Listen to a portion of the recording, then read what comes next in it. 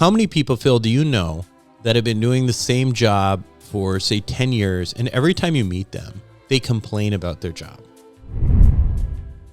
So, Buck, you've changed your career like a few times, really, from a doctor to an entrepreneur to an investor, and then now going into podcasting. Now, these are pretty big career changes. Yeah. Would you recommend other people to do the same if they want to? If they want to, yeah. What I lack is this gene where I feel like I have to be stuck. You know the type, okay? So how many people, Phil, do you know that have been doing the same job for, say, 10 years, and every time you meet them, they complain about their job and how much it sucks and how they were wishing. And then the next time you see them and you're like, well, good. So did you do something? No, I'm doing the same thing. That's inertia.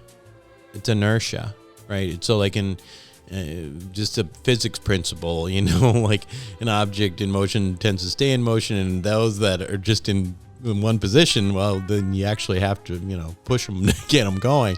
Those people drive me crazy, frankly. They absolutely drive me crazy because I don't believe that if you complain about something, if something is not fulfilling in any sort of way, you're really doing yourself a disservice by staying where you are.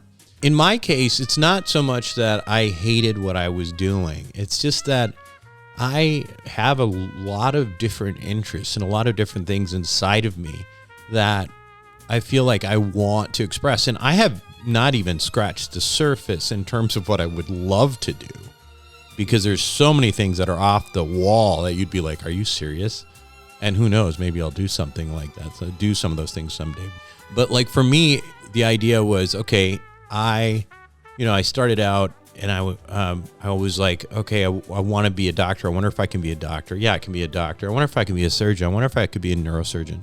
And I did that. Didn't really like certain things about specialties. Switched. Ended up being a cosmetic surgeon. That's great. Got interested in business. Could I be a success in business? So yeah, I was very successful in my first business.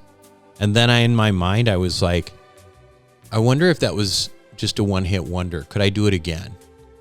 And then I did it again. And then I was like, well, that was in medicine again. Could I do something in a completely different field? And I was able to do it. With entrepreneurs, it's not about the money. Money is how we keep score.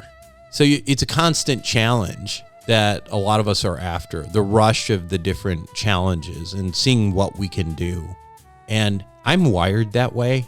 If you're not wired this way, I don't recommend it. Because first, you're not going to be successful. On the other hand, it can be kind of, it can be a really volatile life. And it can bring the people that are in your life kind of like make them crazy and stuff like that too. But on the other hand, it's a lot. It's interesting too. I think those are two spectrums I'm talking about, though. That one, a person with is complete inertia, and then there's somebody like me who can't stay still. Right. I think that most people are somewhere in the middle, and it's probably a healthy way to be.